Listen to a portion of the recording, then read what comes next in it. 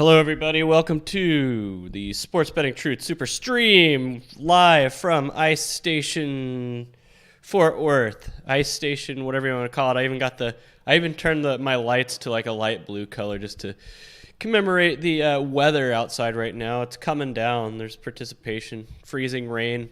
Probably not going to be able to go anywhere tomorrow because the roads are going to be crap. But yeah, I've lived in the Dallas-Fort Worth area for most of my life, and it's just crazy watching people overreact to this storm.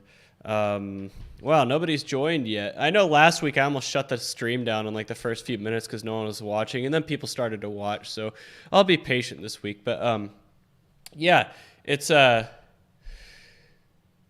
some bad weather come this way, but it's honestly nothing out of the ordinary. It seems like, it's a typical usual storm that we see about once or twice a winter here in the Dallas-Fort Worth area, and the meteorologists have been begging people not to overreact because it's really nothing out of the ordinary, but people are overreacting, and a lot of it is definitely political.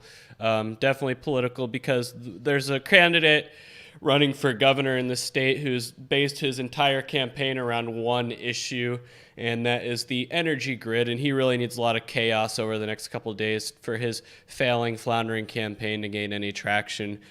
So that's truly what this is all about. But honestly, once Friday or Saturday rolls around and things aren't so bad, maybe there'll be egg on the face. But anyway, that is what's going on here right now. We got some inclement weather coming in. It's coming. I can hear it hitting against the windows. But hopefully more people will join the stream like what happened last week. How you doing, Rashim? But anyway, I wonder if I should wait for more people to join before I start talking about, our typical subjects, or just kind of keep rambling on as I wait for people to come in. But let's just get started. So anyway, I filmed a bunch of videos this week. Like I said, I have a bunch of videos that I filmed but just haven't edited yet. And I filmed 3 of the model videos, creating a sports betting model 201 videos. I filmed 3 of them, and honestly, if you guys have any high expectations for them, please get rid of those now, because I am not putting a lot of effort into those videos. First of all, the analytics for the ones I've already made suck. And second of all, it's just that like I've been saying, I hope that you guys don't hate me for this, but I just don't want to put any effort into them, because I feel like if I do that, I just have no desire to do it. Let's put it that way. I have no desire to make the videos any more than what they are. So, I filmed the next 3 videos in the sequence. So data cleaning, data transformation, and preseason ratings. I filmed them all the other day. They're about 5 to 8 minutes each, and it's just me talking into the camera like I'm doing right now. It's really nothing high level. It's just conceptual overview of those topics. And if you were expecting anything major, if you're expecting me to show you how to clean data or show you how to make preseason ratings start to finish, you are going to be sorely disappointed. So please manage your expectations for those. But I'll try to get one out tomorrow. Like I said, I have a whole roster of videos that I have not edited yet that I filmed, and that backlog keeps growing and growing, and it's going to be even tougher to get those out because I am taking a ski vacation starting on Saturday. So I'm driving to Vail, Colorado. So on Saturday, I'm going to be driving to Amarillo, and then Sunday I will be driving to Colorado for 4 days of skiing in the Vail, Beaver Creek area. So I'm not even going to get back until Sunday the 13th. So maybe I can edit them and maybe schedule them to be uploaded automatically. You can do that, so maybe I should take advantage of that. But a lot going on here. But yeah, so I made a video about data cleaning, and honestly, what data cleaning is just filling in gaps of missing data, imputing data, structuring the data, making sure the data is well formatted. So I just talk about that. And then data transformation, that is stuff like turning raw data into actual statistics that could be used. So for example, converting, in baseball, the raw number of home runs a batter has, turning that into a home run percentage, the percentage of plate appearances that he hits a home run in. Also stat adjustments, opponent adjustments, home advantage adjustments, weather adjustments and park adjustments in baseball, that type of stuff. Tempo adjustments in basketball, that is the data transformation part. And then the preseason ratings, honestly, I think seriously, guys, leave your expectations at the door, because I think the preseason ratings video is maybe 5 minutes long, and all I do is talk about what they are. I do not show you how to build them. I do not show you how to create a accurate preseason rating estimate system, because I feel like doing that, like if I was seriously going to do that, that's something I would charge money for. I'm not going to give that away for free, because that's the most important part of any sports betting model is preseason ratings. That's honestly what's going to make or break you, and I'm not going to show you how to build those out for free. I'm just not. Like I said, I charge. My company charges $170 an hour for my services. So that is my going rate. So if you want me to show you how to do these things, then you can pay me $170 an hour, and maybe I'll consider it. Otherwise, just be glad with what you get. My time's valuable, and I just feel like showing you how to do these things and giving programming tutorials, coding tutorials, and all that would just be devaluing my time, especially giving it out for free. I appreciate it, Ramsey Buckholt. I appreciate that you're watching them, but I think I get a lot of emails from people that are disappointed, like, hey, I was expecting more, blah, blah, blah. I'm like I said, I charge $170 an hour in for my services. So that's my going rate. So I'm not giving this stuff out for free. But anyway, that is that. We got college basketball going on right now. We got NBA, we got NHL, Super Bowl. Honestly, I don't know. I don't know if I made a video on this before. I might have. I think I did back in 2020. But I have not watched the Super Bowl since 2003 when the Bucks beat the Raiders. That was the last Super Bowl I've ever watched.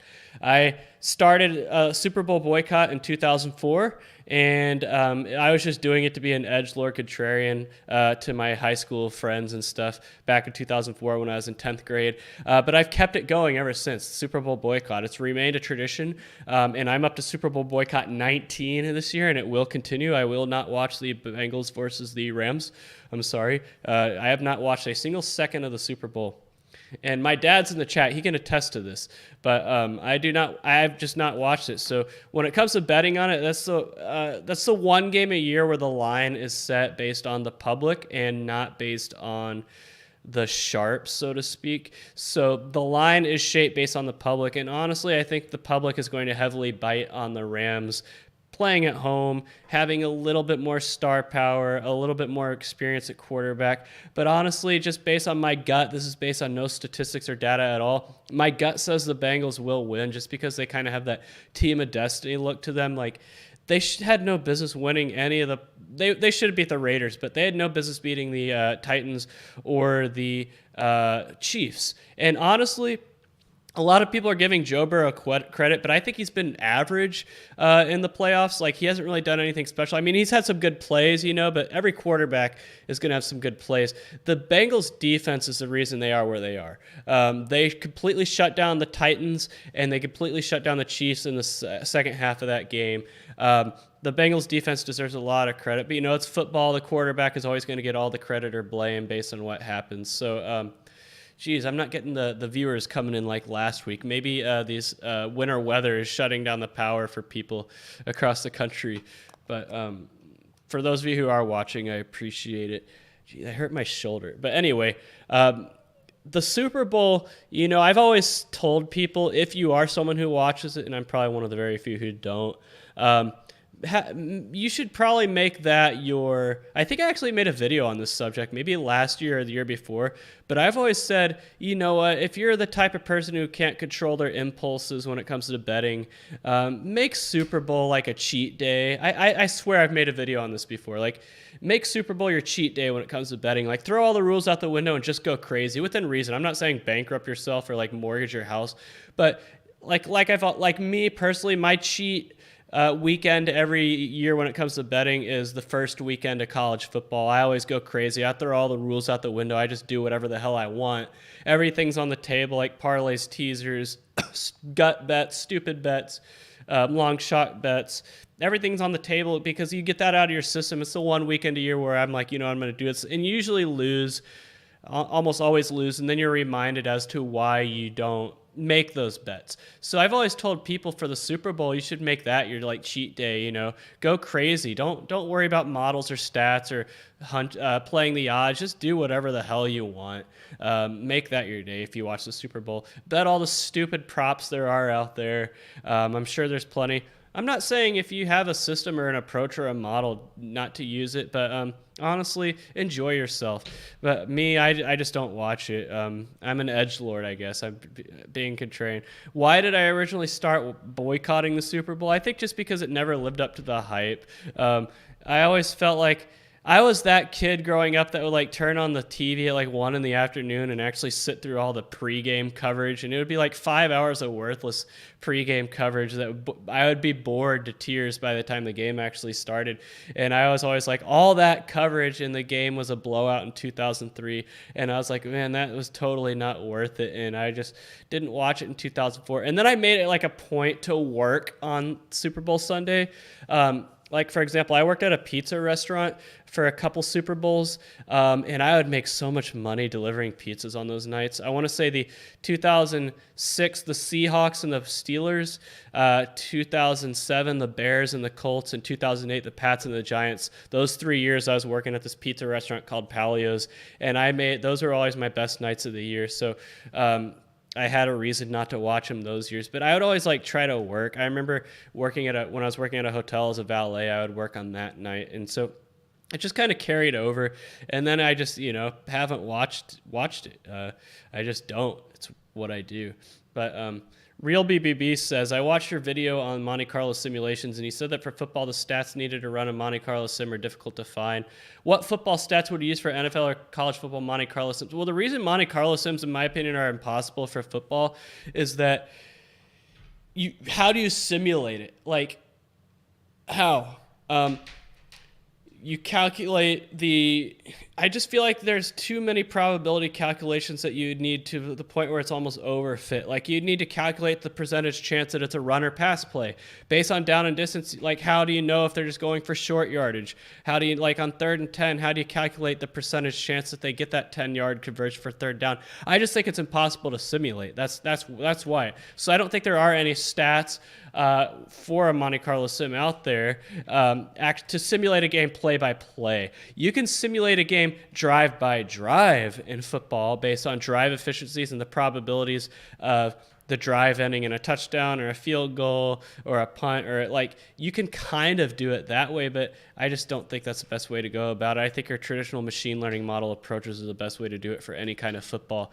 I just don't see how that happens. If you're trying to project like individual player stats for a football game, there's other ways to do it besides a Monte Carlo simulation that is a lot easier to do in baseball and basketball. So that's honestly my take on that.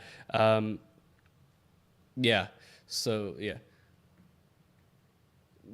I don't know if I'm sold on the Cincinnati Bengals coaching staff, but they just have that kind of like will to win, so to speak. But then again, you have a lot of upstart teams like that end up losing, not just in football, but in a lot of sports.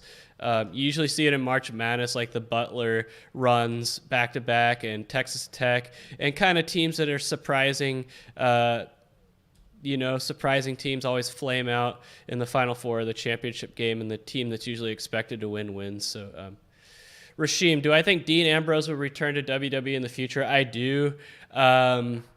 His AEW run, in my opinion, has kind of been, I don't want to say it's been a flop, but it seems like he can't get out of his own way almost. Obviously going to rehab, and just coming back, and his match tonight being canceled because the guy he was supposed to wrestle tonight ended up being like some weirdo. Yeah, I mean, he was unhappy in WWE because he felt like he had no creative freedom because his ideas were rejected. Honestly, when he saw what some of those ideas were, I think Vince McMahon had every right to reject those ideas because a lot of them were stupid. WWE is really trying to get away from like the blood and guts, so to speak, style of wrestling and the hardcore death matches and all that. And those are the ideas that Jon Moxley, Dean Ambrose were pitching to Vince McMahon. He was pitching like deathmatch wrestling, blood and guts, gore, and I could see why those ideas were rejected. That's just the image that WWE doesn't want. And so AEW is kind of taken that mantle, and honestly, it scares off advertisers and viewers. The average mainstream viewer doesn't like that. I don't like deathmatch wrestling. I mean, I'm not saying it doesn't have its place, but it needs to be reserved for like the very end of a blood feud that's been going on for months, and there's just no other option than have a major blow-off match that might involve some blood or hardcore elements. But it seemed like AEW will just make a normal match like something violent and hardcore. Like, why? There's no build, no build in the feud or anything like that. Like last week, they had a lights out street fight between Adam Cole and I want to say Orange Cassidy. And I'm like, why? There's no build at all. Like, they had no build, no feud. I think their feud wasn't even a week old, and they're already going to the lights out, no holds barred street fight. Like, you got to have a build when you come to more hardcore matches like that. But that's my wrestling take of the stream. I did watch the Royal Rumble. I didn't think it was as bad as everyone else is saying. I mean, let's be real. Ronda Rousey and Brock Lesnar would probably be the most likely to win a real Royal Rumble, you know? So, like, why are people so mad that those two won? Ronda Rousey made a lot of sense. She has a lot of unfinished business out there. Brock Lesnar, you know, who else are you going to have win, honestly? But anyway. How are you doing, Scott K? How are you doing, Grub Warp? NLVD, what do you think about NJ Betting Guru? It sounds like a tout, honestly. I don't know who that is, never heard of him, but just my gut reaction said tout. So, real BBB, the Rams defense will be the best defense that Cincy will have played all year by DVOA. That's the main thing that has me leaning towards the Rams. That's a great point. Honestly, you know, I think that what happened to the Chiefs is it was too easy for them. And I've always said this is the case in baseball. I remember the Texas Rangers back in 2006 got Brad Wilkerson in a trade. And in like the first game he played at Rangers ballpark, he hit, I'm going somewhere with this, trust me. He had a 3 home run game in like a preseason exhibition at the ballpark. And then he like started off the season in kind of a slump because I felt that it was too easy for him to hit home runs, and he kind of fell in love with that based on the preseason game, and took a while for him to like get that out of his system. And I think that happened to the Chiefs. It was so easy for them against the Bengals at the beginning of that game. Like, no resistance at all. They're just moving the ball at will. And I think when the Bengals finally stopped them on a drive, I think that kind of rattled them because they thought it would come so easy to them, and it would just like they would naturally be able to move the ball, and it just didn't happen. And then they got kind of shell shocked, and that allowed the Bengals to get back in the game. But the Bengals defense is the reason they won that game. It wasn't because of Joe Burrow. It wasn't because of the Bengals offense. I mean, yeah, they made plays when they needed it, but that stupid turnover that the Chiefs committed and that goal line stand at the end of both halves are why the Bengals won that game. I think the Chiefs went too conservative once they got first and goal at the end of the fourth quarter, and then they just had bad clock management at the end of the second quarter. I mean, the Bengals got pretty lucky. Let's face it, guys. Let's face it. Yep, he was supposed to fight Brian Kendrick. Colorado, great sports betting state. I will be in Colorado on Sunday, and I've heard they dropped their mask mandates and everything like that. Can anyone confirm it's in Colorado in this chat? Because I'll be there on Sunday. Denver area. Yeah, I'm going to Vail. Yeah, everything is covered in this chat. I mean, I feel like what I enjoy the most is just talking into the microphone, unscripted. I mean, I have a lot of videos that I filmed and haven't edited and uploaded yet on my computer, but honestly, this is where I'm in my element the most. Being behind the microphone, just talking about whatever. Yeah, I completely agree, Scott K. Like, if what Brian Kendrick said was so bad about Sandy Hook and 9/11 and all that, like, why did they even sign him to begin with? There's no way they didn't know that stuff was already out there. There's no way. I just think the Tony Khan kind of like had no choice, but I mean, everyone knew that stuff was out there. And there's other wrestlers in AEW that they are keeping around that have done some questionable things in the past, like Darby Allin and Sammy Guevara and all that. So, I mean, why Brian Kendrick but not those two? But anyway. How you doing, Jay Boak? How you doing, Braden Heisler?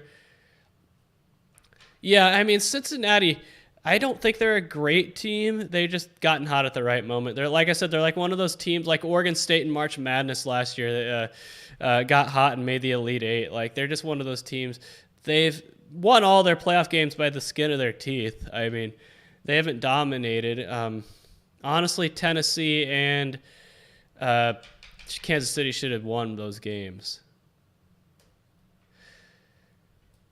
Yeah. I mean, honestly, if I was going to place a bet on the game based on absolutely no data or stats at all, I would place it on the Cincinnati money line, but that's just me. That's me. Jay Boak, I like the Bengals, thinking about the money line. Never been a fan of the Rams. I just hate everything Los Angeles and California, so it's also like bias. I hate everything California. I hate California. If I never return to the state of California again for the rest of my life, I will die a happy man. I'm serious. I've lived there twice, and seriously, the most miserable months of my life were from March 2020 to like May 2020, when you weren't allowed to do anything in San Diego. Like, I would go to the park to run, and the cop car would come up to me and tell me to go home or they'll arrest me. Like, the only time you could leave your house was to go to the grocery store, where you'd have to stand outside in line for 3 hours before you actually got in the store because of capacity restrictions. Like, living in San Diego from March to May 2020 was an absolute hellhole. But I hated California long before that.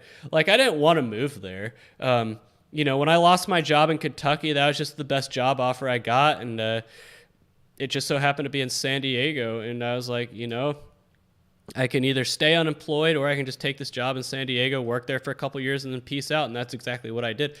But I'll never apply for a job in San Diego ever again. And when I applied for that job I got in San Diego, they didn't know where I was going to be at. I interviewed and everything at the company headquarters in Cincinnati, and then they decided they had 3 options for where my job was going to be located: San Diego, Las Vegas, and Phoenix. And I was like, well, I have a 2/3 chance of it not being in San Diego, but that's where it happened to be, unfortunately. And that was that. And like I said, I just put in my time and moved on. Imitichajison, for anyone who sees this, the best betting strategy I've come up with is betting NBA games live. I think, well, the reason live betting is such a great strategy, if you can pull it off, is because you can get on lines before the market sharpens them. You just need to have a model that can react quickly. That, for those of you who remember my college basketball streams last year, that's where I made all my money. I made all my money in college basketball second half and live betting because I could jump on lives before the lines were sharpened by the market. That's where I made all my money. Betting on pregame money lines and spreads and totals was a total train wreck, although I really started to find my way in money lines towards the end of the year, and I did pretty well during March Madness. But if you have the ability to build a model that can jump on those second halves and quarters, live lines, you have a chance to make some money, like I said, because the market doesn't have a chance to sharpen them yet. And I did very well. Yeah, Baltimore twice. The Chiefs did choke, I agree. Yeah, I mean, the Rams are lucky too. They got lucky against Tampa Bay. I don't know what Tampa Bay was thinking with that defense at the end of that game, but they got lucky against Tampa Bay. And San Francisco, I think San Francisco outplayed them, to be honest with you. The Rams just caught the breaks. These are 2 teams that are pretty fortunate to be there. Let's put it that way. Nuggets tonight versus the Jazz at plus 140. According to what? If you're going to make that claim, you got to say why. Yep. 8 common opponents. Good stuff, Scott K. I remember that Packers-Steelers Super Bowl. I want to talk about that because I was working at ESPN Radio at the time here in Dallas, and the Super Bowl was here, and we were supposed to have like a big week of events and activities, Super Bowl stuff, and then an ice storm came through. The last ice storm I personally experienced here in Dallas-Fort Worth. I wasn't here last year. I was in Las Vegas last year, but everything got canceled. Everything got canceled for the whole week. I was kind of bummed, but that was weird. I got to do the Super Bowl, the NBA Finals, and the World Series all in the same year. Like the year I worked at ESPN Radio here, I got to do all 3. That was pretty cool. And also a Rose Bowl. I mean, I was a part of the Rose Bowl too, if you want to count that. So I had a pretty eventful 2011. That was the game where like the ice storm came through and like people there was ice falling off the roof over at AT&T Stadium. Fortunately, nobody got hurt, but that's what happened. And that rain is coming down out there. I don't know if it's turned into sleet or snow yet, but everything's canceled tomorrow. Like school's canceled. Like my gym's not going to be open. I went to the grocery store. I went to Walmart yesterday, and it was a total madhouse, like empty shelves, just long checkout lines. But I got most of what I needed. And then I went to Kroger this morning, and it was fine. It was normal. But yeah, they got a lot.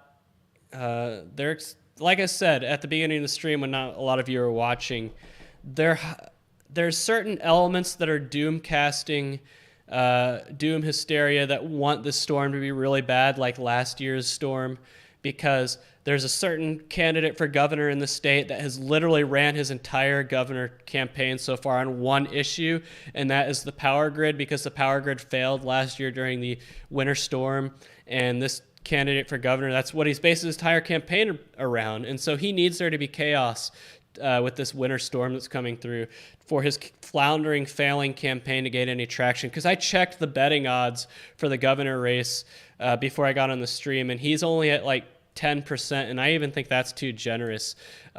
So the only hope he has of making any kind of contestment in this governor's race this November is for there to be some chaos with this winter storm coming through right now. And the meteorologists and everybody are saying it's not going to come anywhere close to last year, and everything should be fine. So I don't think they're going to get their wish, but that's not stopping from people doom casting, wish casting a lot of chaos from the storm, because it's all political.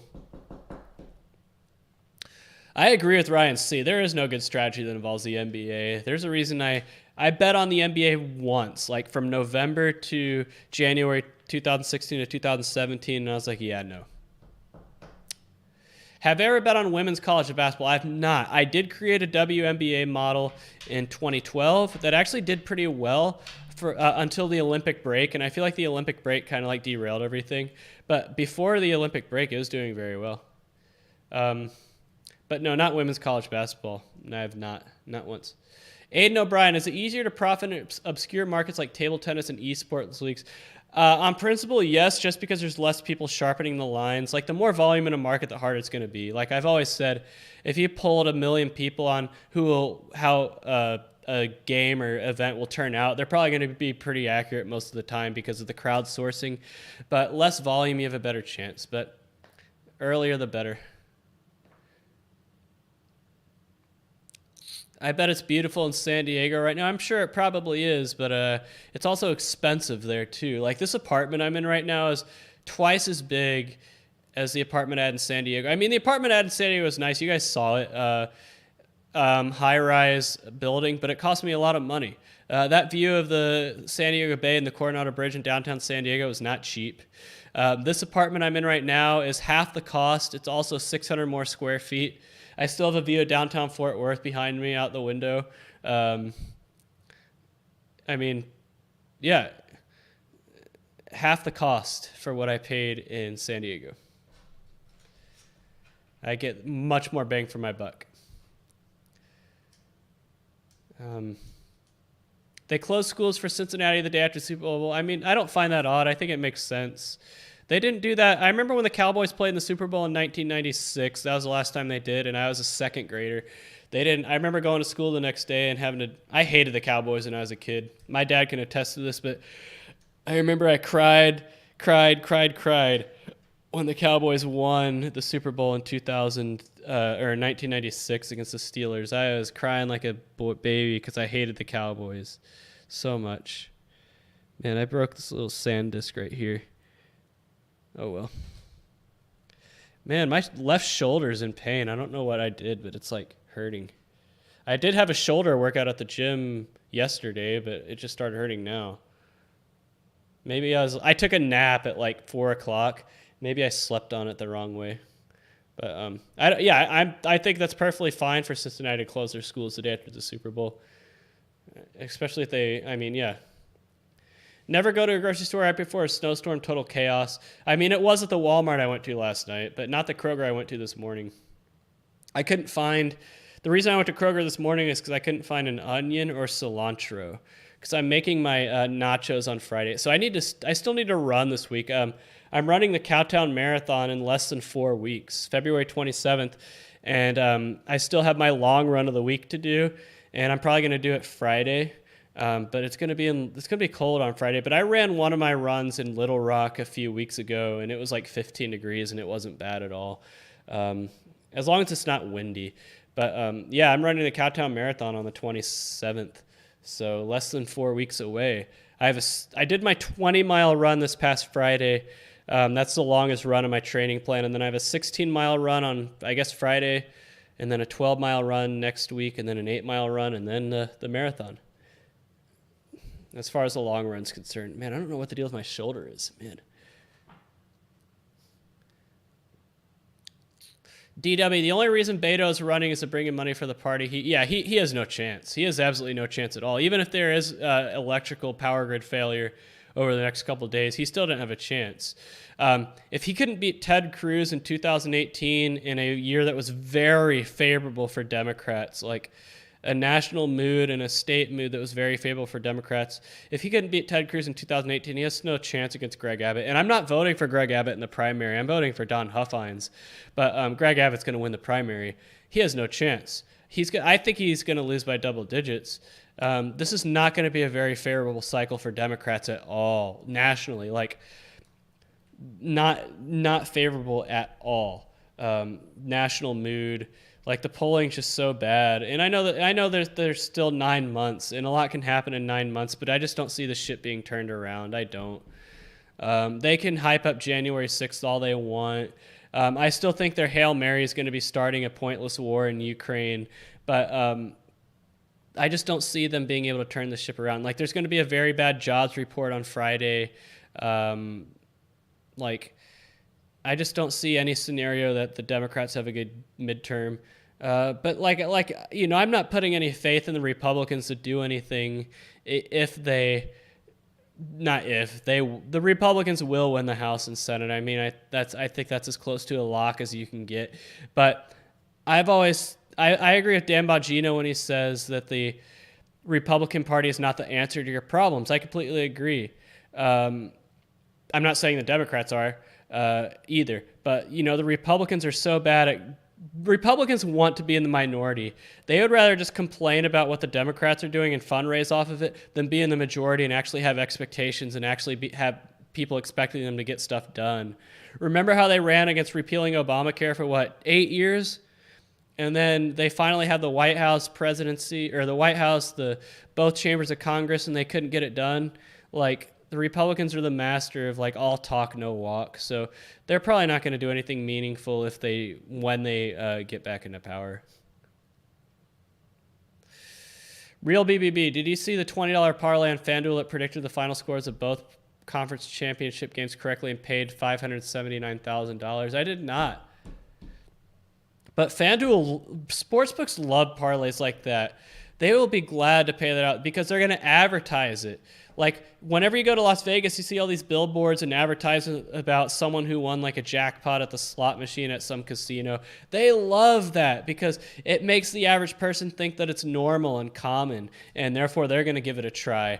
1 million people are going to try to guess the final score of the Super Bowl, and maybe a dozen people will get right, and everybody else will get wrong. That's big money makers.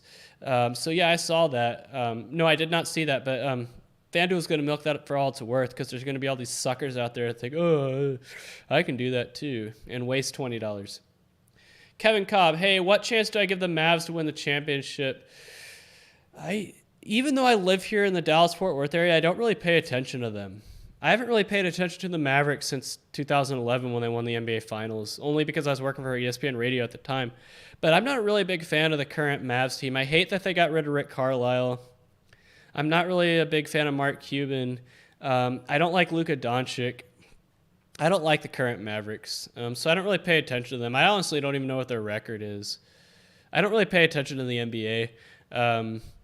Last I checked, the Mavericks weren't playing very well, but that's been a while. I don't even know what place they're in. Are they even I'll have to check. I'm going to check on my phone. I have no idea. I don't really pay. The only thing I know about the NBA right now is that the Cavaliers are having a pretty good season. The Suns are in a dominant first place, and the Magic are pretty bad, but that's all I really know. All right, the Mavericks are 29-22, so I'm guessing that puts them in the playoff picture. But I'm not a big fan of Luka Doncic. Okay, so they're the 5th seed right now. I don't think they would beat Utah. +4. I don't think they would beat Utah don't think all the teams above them in the standings, Phoenix, Golden State, Memphis, Utah, they won't be able to beat any of those in a 7-game series. So I wouldn't bet on the Mavericks. But that's just like based on no data and all, just my gut. Yeah. The Bulls are the 1 seed in the East. There's too many teams. 10 teams in the playoffs now. That's so stupid. What's the point of the regular season? Like the Portland Trailblazers at 21-30 are current. Like, why? That's so dumb. Yeah. I hate like all this talk about MLB expanding the playoff. NFL should have never added a 7th team. Man, did anybody watch that Texas Tech-Texas game last night? That was an incredible atmosphere. On the way back from Colorado, I'm going to go to Lubbock to our game against Texas Tech. But that's the thing. Being a TCU basketball fan and going to all these Big 12 arenas that I do, no other Big 12 fan base cares about TCU basketball. Like, I see usually like the worst side of other Big 12 fan bases when I go to these road games because TCU basketball is like probably the most unexciting, least interesting team on the conference schedule for all these teams. But I did go to a game in Lubbock a few years ago on Big Monday, and they turned out very well. But that game in Oklahoma that I went to on Monday night, that was probably the worst crowd I've been a part of. That was just a weak crowd. All right. They closed the schools in Atlanta the day after the Braves won. I didn't know that. The FanDuel parlay was in-house. Yeah, exactly, Scott K. I wouldn't be surprised. That's pretty much what I was getting at, saying that I could see them making up stuff like that. Hey, Will, did I grow up in a rich family? No, I did not. I mean, we didn't grow up poor either. We were a middle-class family. Jamie Wood, what time are you looking to do the marathon in? My goal is to do it at 3 hours and 45 minutes. It's my first ever marathon. I mean, I was such a bad distance runner. Like, we didn't do distance running at TCU because football is all about like short bursts of speed. So the longest distance we would ever run in one go would be 400 meters. And that'd always be our first workout of the summer. We would run like 5 400s. 5 different 400-meter sprints, and nothing ever longer than that. So I was never a good distance runner.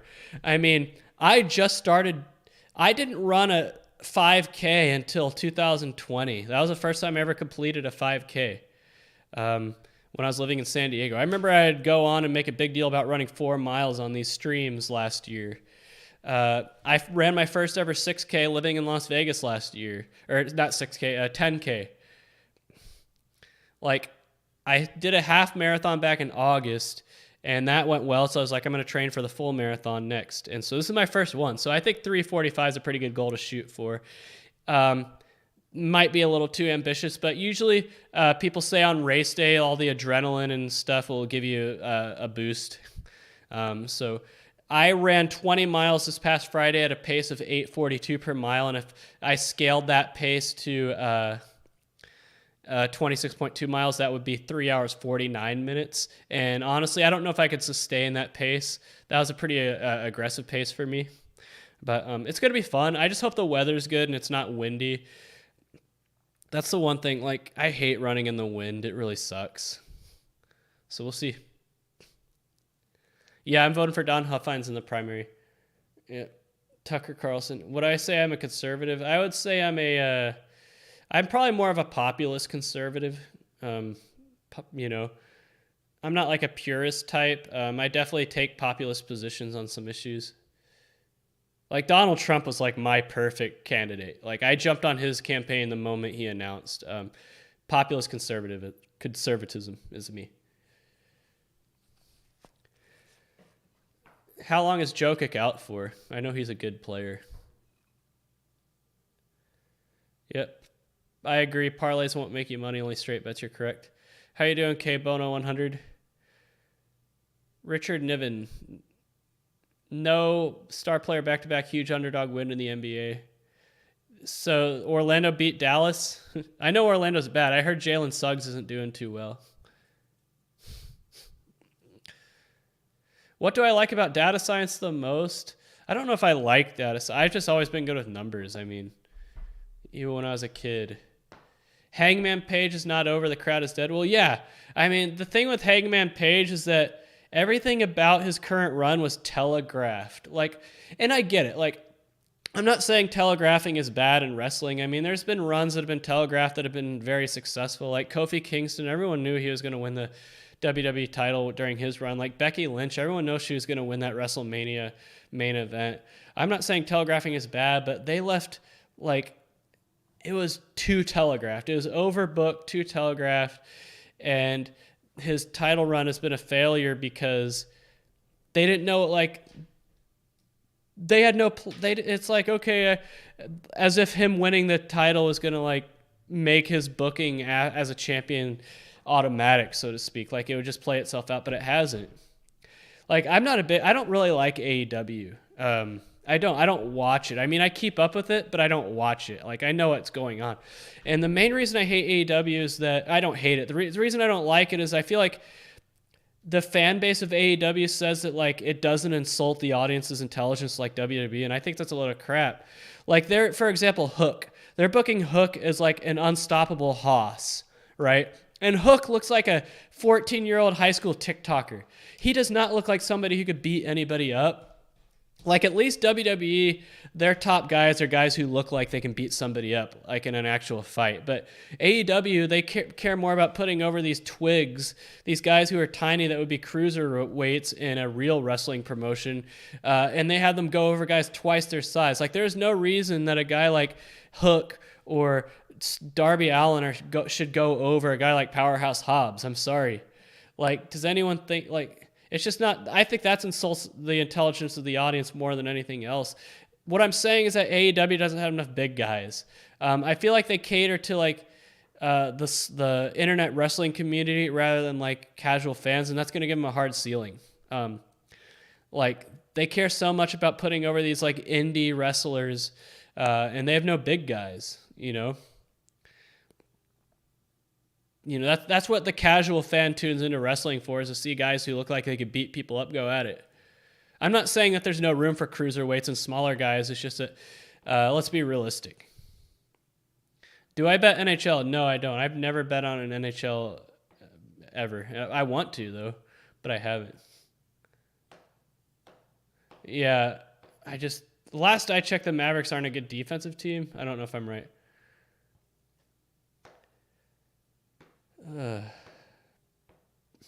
Nuggets are playing a back-to-back. I did not know that. Like I said, I don't pay attention to the NBA. I'll pay attention to college basketball, and that's it. I'm looking what's going on in college basketball right now tonight to see if there's anything big that's happened. Longwood, they're still undefeated in the Big South. That's pretty surprising. They've been such a bad program since moving up to Division I. So honestly, good for them. Purdue, 15-point road win at Minnesota. I'm just going over what's happened tonight. Looks like Kentucky's going to hold on against Vanderbilt. Xavier with a close matchup against Butler. Butler's been terrible. Xavier only beat them by 2 at home. That's kind of surprising. UT Chattanooga, best team in the Southern Conference, is currently down to Samford.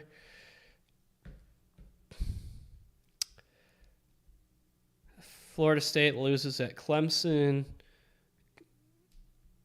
Notre Dame with a road win at Miami. So the ACC is not very good this year.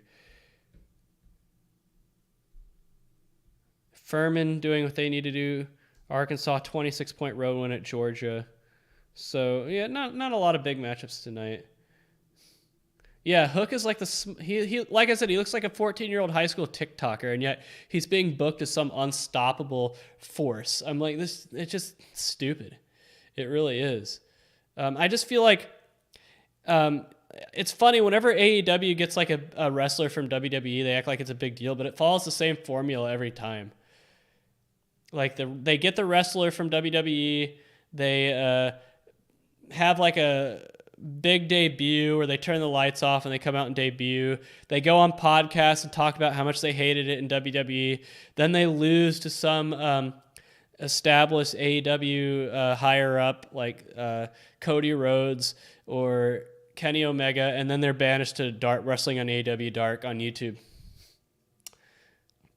It's like they're used for their pop, initial pop, and to talk about how bad the WWE is, and then their usefulness is over and they're done. Like, who has gone over from WWE that's been better in AEW than they were in WWE? Yeah, you can't name anyone. Like, all these supposed big gets like Andrade and Aleister Black, Rusev, like, they've all, at best, have had the same, have been a lateral move, but none of them have elevated themselves. And everyone's like, oh, you need to go to AEW, you'll be booked like the star you are. But I think, honestly, WWE has had it right. All these runs in AEW have been uninspiring. It's like maybe WWE knew what they were doing by booking them as mid-carders or on the lower mid-card, or not booking them like the star they supposedly are. Like, my problem with Aleister Black is he has no charisma at all. He has no character. None. Like, why should I root for him to win a wrestling match? He has no charisma. Yeah. Like Andrade, no charisma at all. Yeah, he can wrestle. He can wrestle in the ring, but I need a character to buy into. Anyway, a lot of wrestling talk tonight. Anthony McLanahan. Hi, William. How's your uncle from his road trip? Did you help him out? Am I doing another TCU vlog? Enjoyed the last one. My uncle? My cousin. My cousin broke down driving back to Houston from Abilene, and he had to stay in like some crappy seedy motel in Hamilton, Texas. That was so crazy. Like, for those of you who watched my Oklahoma TCU basketball vlog, I didn't have much video footage of it in the video, but at the end where I was talking about how I almost got stranded in Oklahoma, I was freaking out, man. Like, so at the end of the game, I went over and sat behind the TCU bench, and I sat in between some TCU fans to my left, and on my right were some Oklahoma fans, and I got in the middle of them, and they were going at it after the game, jawing at each other, because we won, and the Oklahoma fans were salty, and they're like, yeah, well, wait till football, we're going to kill you. Anyway, but it wasn't like friendly banter. They were actually like going at it. And after the game, I was taking pictures. I went up to our radio broadcaster, took some pictures and stuff. And then I come back to my seat, and my jacket's gone. And my keys were in it. But thankfully, my wallet was in my pocket. But I was like, where's my jacket? And like the arena was empty, right? The only people that were still in the arena were the like crew that clean up the seats after the game. And fortunately, I guess event operations lady named Michelle was still there. She saw me like getting kind of agitated, and so she started to help me out, and she got the Oklahoma police involved, and the Oklahoma police were going to check the video cameras. And my hunch, I kind of put two and two together and figured that it was probably some mad Oklahoma fan that took the jacket. And I was like, if I was taking a jacket out of malice, I wouldn't actually take it with me. I would probably just like throw it in a trash can somewhere. That's probably what I would do. So we started to check the trash cans, and sure enough, it was in one of the trash. And this is like 2 hours after I noticed the jacket was missing. Like, I was there for like probably an hour and a half, 2 hours looking for this thing. And thankfully, Michelle from event operations, helped me. So a lot of props to her. But yeah, it was right there in a trash can. So I'm guessing that OU fan took the jacket and threw it in the trash. And I drove back. I made really good. I was going like 100 miles an hour on the way back. So I made it. It usually takes like 2 hours, 45 minutes to get to Norman from Fort Worth, but I made it back in 2 hours, 15 minutes. Because I was going like 100 the whole time. I was tired. But yeah, I might do one at Texas Tech coming back from Vail next Saturday. We'll see. Did I see the horrible foul call in the UNC Louisville last night? I did not. I was watching the Texas Tech game, Texas Tech, Texas. I fell asleep during it, though, the Texas Tech, Texas game. I fell asleep. But that was an incredible crowd. Like, props to Texas Tech fans for showing up to that. Like, they have every right to be mad. I personally, Chris Beard's like, yeah, I'm going back to my alma mater. But I also think he was tipped off by Chris Del Conte about the move to the SEC. I really do. I also think Porter Moser at Loyola Chicago was tipped off about Oklahoma moving to the SEC as well, because he could have gotten a lot of jobs. And I'm not saying Oklahoma basketball is a bad job. I'm not, but I was like, I always wondered why. Like when Porter Moser took the job at Oklahoma, I was always like, why Oklahoma of all jobs? I mean, it's a good job, but it's not a great job. Like, I was at the game at Oklahoma on Monday night, and the fan support was pathetic. And I know it was a Monday night game against a team that's not really that fun to go watch, TCU, but still, like, pathetic fan support. And I know they're not playing very well, but they played such a hard schedule in January. I mean, you can't really blame them. But that was one of the weakest crowds I've ever been to at a TCU basketball away game. Just horrible crowd. So it's like, why Oklahoma of all jobs? I think he was tipped off about the move to the SEC. I do. He could have gotten other jobs. He could have. But I really hope that I like Porter Moser. I think he's a great coach. I was kind of mad when he went to Oklahoma because I didn't want to root against him. But yeah.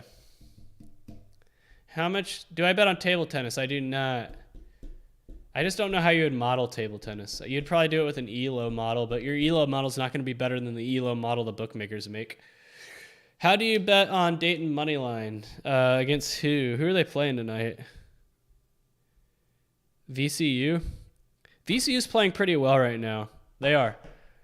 I know Davidson's getting all the attention in the Atlantic 10, and they should, but VCU beat them. Don't forget. On the road. What's the best way to acquire sports knowledge? Watch it. Watch it.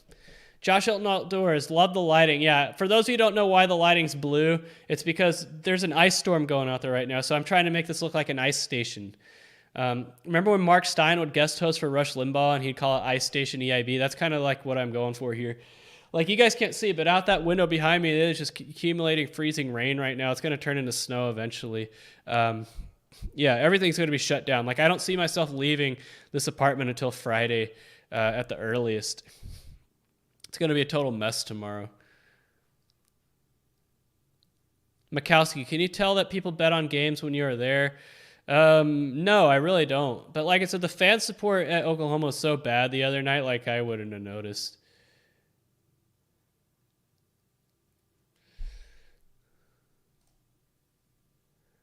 I don't have any tolerance for the trolls tonight, guys.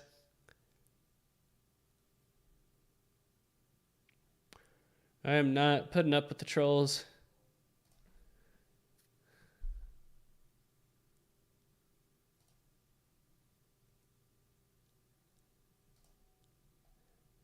But anyway.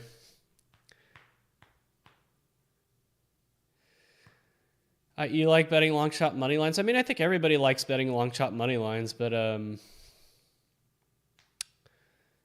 they got to connect. That's the thing. They got to connect. I think people blindly bet them like they do at the horse track. I actually did get Michelle's number. She texted me because I gave her my number because, you know, what was going to happen if we didn't find my jacket is she was going to take me to 7-Eleven to get like a USB cable to charge my phone, and then she was going to take me to a hotel and check in because that was going to be my plan. I was just going to have to stay overnight in Norman in a hotel and go to the Mazda dealership in Oklahoma City the next morning to get a new key made for my car. That was the plan, and she was going to give me a ride, you know. And so, yeah, she did get my phone number. She was, you know, she was an older lady. I mean, probably in her 40s or 50s. I mean, I actually got her on video during my vlog that I uploaded yesterday when I entered the arena. Have I heard of PointsBet? Yeah, I've heard of them. Of course. If you guys saw my email inbox, guys, I get pitched on sponsorship opportunities from probably all the sports books out there and more. Like, so many people want to partner with this channel, but I don't do advertising because I don't want expectations. And I'm getting into more controversial content now, for those of you who've noticed. And no doubt a lot of these advertisers would pull out, you know. I filmed a video about, you guys saw my censorship video, but I have a video that I haven't uploaded yet about Ukraine and going to war there, that it's probably going to come up in the next couple of days. And the real reason our politicians want us to go to war in Ukraine. So that's going to be coming out. I have a video about Wager Talk. Need to do that I filmed. I filmed the Wager Talk video. I just haven't edited it yet. And then I've filmed 3 Model 201 videos. So yeah, I also want to film a video explaining how touts pick their games. And I want to film a video like these line maker sports videos, man. Like he's like, how to turn $500 into $100,000 this year. Like those videos are so dumb. So I want to do a video about something like that, parodying it, like a parody video.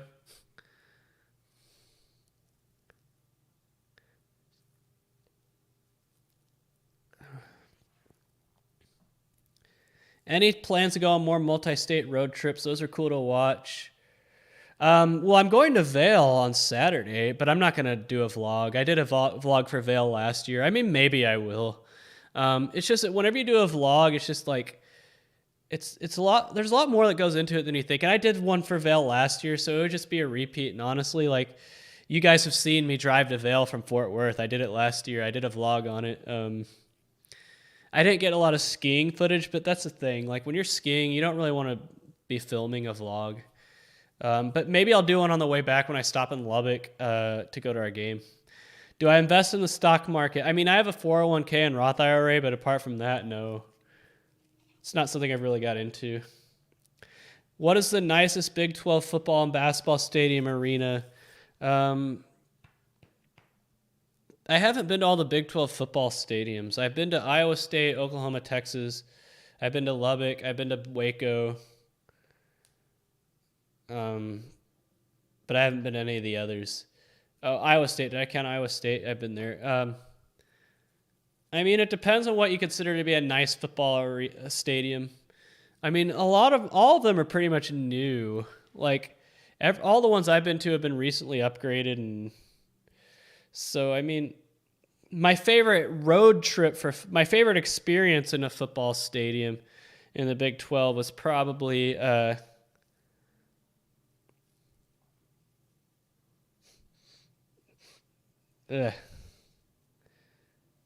don't know. Basketball. I've been to each basketball arena multiple times. Texas Tech has the best fan base. Like like Kansas always packs the arena. Like every game I've been to when we played Kansas in Lawrence has been full. But like I said, the fans just don't really get up for TCU. They don't, and so it's kind of hard to like gauge how passionate the fan bases are when they play TCU in basketball. It's just hard. Like, for example, Oklahoma and Texas, their fans couldn't care at all. But Iowa State, Kansas, Texas Tech, their fans still care, even though it's just TCU. But the last time I went to Lubbock, when TCU played there, was on a big Monday, and we were ranked, I think. So, big Monday, awesome atmosphere. We got our doors blown off that night. It was when I was moving to San Diego. I stopped in Lubbock on the way. But, yeah, I mean, Iowa State fans usually, at least, I haven't been to a game at Iowa State in a while, but the ones I did go to is when they were still pretty good with Fred Hoiberg as their coach, and the fans turned out. Like I said, Kansas fans always turn out. Kansas State is hit or miss.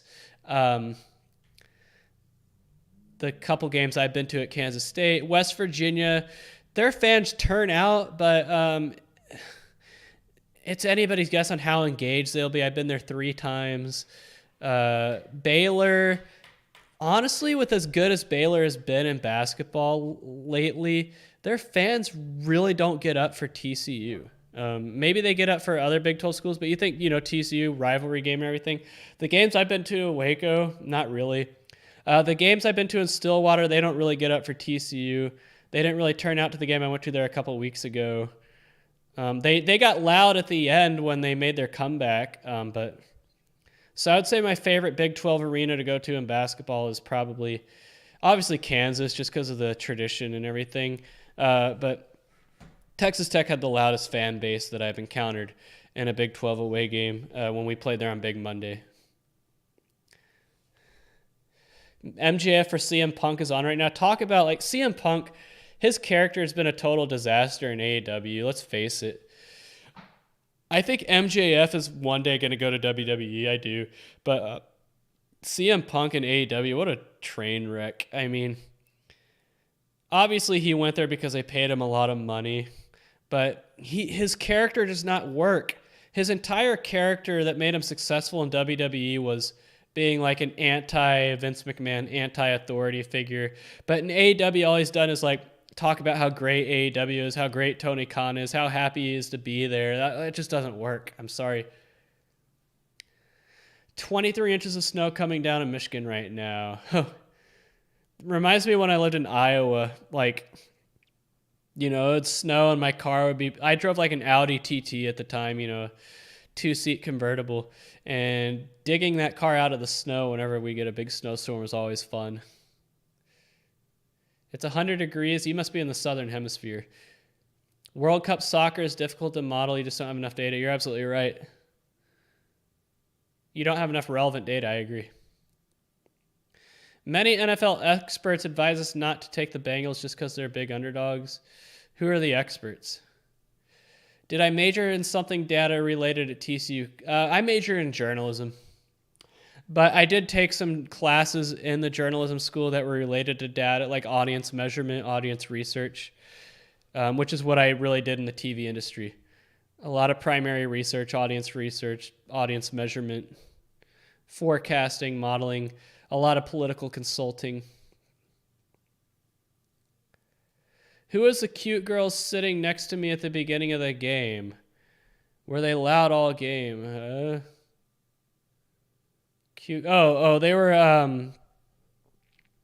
OU cheerleaders that weren't cheering at the game. They were, because that's the thing. Like I had two sisters that were on the TCU Spirit squads, and they didn't do every game. They were on a rotation, right? So they were cheerleaders that just weren't assigned to that game.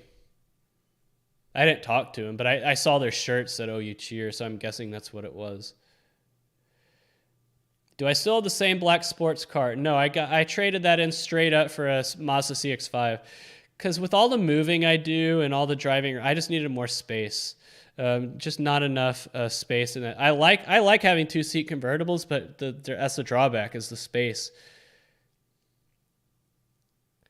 Arkansas lost a 4-star commit to an FCS school today. Campbell. What's with the top-rated guys going to FCS schools? Well, I know they're going to Jackson State and stuff like that because of NIL deals, but there's no way Campbell has an NIL deal. So I don't know. Your guess is as good as mine. What are my thoughts on NFTs? I've seen that term pop up in the news. I think it's kind of a gimmick, almost a scam almost. When am I coming to Morgantown? I haven't been there in a while. I was supposed to go to our game at West Virginia in 2018, but a bad snowstorm came in, so I didn't. I haven't been to Morgantown since 2015, when we lost in double overtime. What's an estimate of the amount of time to consider yourself a long-term winner in sports betting? I would say showing a profit over 500 bets. What are my thoughts on this Providence team? They're well coached. I think Ed Cooley is a great coach. He really is. He knows what he's doing. They're a blue-collar, scrappy team. I think they have a ceiling for sure, but also a very high floor. My dates from Bumble. I got shadow banned on Bumble in the DFW area. It's weird. Like, I went almost 3 weeks without getting a single like in my Beeline, and then I go up to Norman, and all of a sudden it says I have 18 likes in my Beeline, because your cohorts, I didn't say this in the video that I came out on the subject, but your cohorts are actually based on your geography. So you can be shadow banned and put into cohort hell in a certain location, but then you leave that location and you're not anymore. So like, I'm in cohort hell on Bumble in DFW. Like, I haven't gotten anything because I'm shadow banned. Like, what people think is shadow banning on Bumble, it's not that they shadow ban you, it's that they anchor your ELO score. So because I recreated my account too quickly here in DFW, my ELO is basically like 0 in the area. But then I go up to Norman in the Oklahoma City area, and all of a sudden I'm getting all these likes in my like queue. Let's see how many I have right now. Because that's how the Beeline works. 21. 21. So I don't know what the deal is with that, but they're probably all in the Oklahoma City area. Hinge is tough, man. I have 14 likes right now, but they're all ugly. I haven't sent a outbound like on Hinge in like 2 weeks because my cohort must be so bad that it's only sending me fat women and ugly women. Like I'm going through it right now. It's all fat women. Fat, very fat, very fat, fat, fat. I like how these fat girls, like these are all fat girls, but I like how they like think that these Snapchat filters and stuff with like the dog ears and the dog nose makes them look attractive. No, I'm not even gonna give you time of day. If your lead photo is a freaking Snapchat filter, you must be really ugly. Fat. She's not fat, but she's like, oh yeah, she's fat. I scrolled down. That's like their lead photo. They might not look fat, but then you scroll down, oh no, they're fat. Fat with a bull ring, a septum piercing. This person's lead photo isn't even a photo of themselves. It's a picture of a river. Okay, there's a picture of themselves and she's fat. I'm going through my Hinge stack right now. Fat, like, that's the thing. They put all of the attractive women in the standout section. Like, here's the standout section. I don't know if you guys can see it. But all the attractive women, like people that you'd actually send likes to, get put in standout, so you have to pay to like them, which I don't do. So all the women that they're showing me, like, does anyone think this is attractive? Like this girl with her bull ring and blood red hair, her freaking strap on her top is like digging into her shoulder fat. Like, does anyone like look at this? Like, that's disgusting. But that's what it's showing me right now on Hinge. Like, I'm not gonna send likes like this person. This is disgusting. Okay, that's the thing. Like, no one I would consider sending out a like to is get shown to me on Hinge. So like, why would I want to use this crappy app? And then on Bumble, I'm shadow banned. So it's like, or in ELO hell in the DFW area, so I don't get anything there. But it's fine. Like I said, meet girls in real life. I have so much more success. CM Punk tapped out to MJF. That's weird. I'm surprised that he's booking himself to lose. He has a lot of creative control. He has to. Otherwise, he wouldn't come back. Do I think there will be a baseball season? Considering starting ideas for a model, but I don't even know if there will be a season. I don't think there will. I mean, I think eventually we'll get there, but it's definitely not going to start on time. It's going to be like 2 years ago in the COVID season, and it's going to be a shortened, abbreviated season, unfortunately, which sucks because I don't know if baseball can afford to miss. They were able to survive 30 years ago, but I'm not saying they'll like cease to exist after this, but that's going to really kill a lot of the inroads that MLB has made. NFTs are currently overvalued, but they will serve a good purpose. Oh yeah, I think they're absolutely overvalued. It's why I'm not really a big believer in cryptocurrency or anything like that. Because I think cryptocurrency is also overvalued.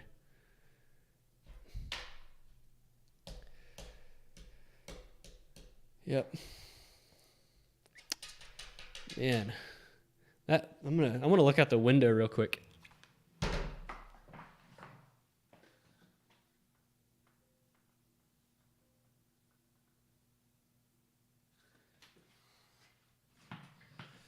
Yep, everything is really frozen out there right now, and the worst hasn't even come.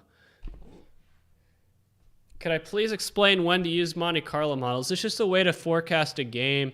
I think the best use of a Monte Carlo model is when you're trying to project individual stat lines. So that's the best time to use them. If you're not really using it to project individual stat lines or some kind of game stat, guys, stop. But if you're not using it to project individual stat lines, then I wouldn't even bother. Or like team stat lines. If you're trying to project some kind of stat. Do I list my pronouns on those sites? Absolutely not. I don't do it in my work emails either. Like I feel like I'm the only person at my job that doesn't have my pronouns in my emails or on like anything like that, or on my Zoom name. I feel like one day they're gonna tell me to do it, and that's a conversation I don't want to have. But no, I don't. I just think the whole thing's stupid. I'm sorry. All the pronoun garbage. It's so dumb. By the way, my pronouns are he, him. He, him. AKA normal.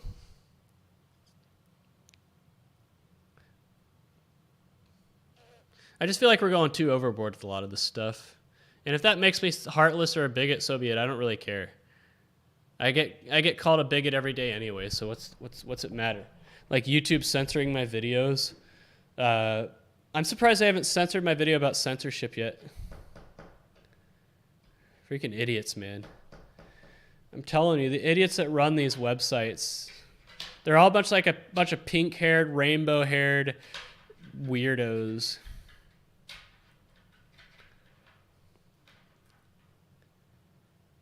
Yep, a shortened season would suck. That's why I don't recognize the Dodgers World Series title from 2020.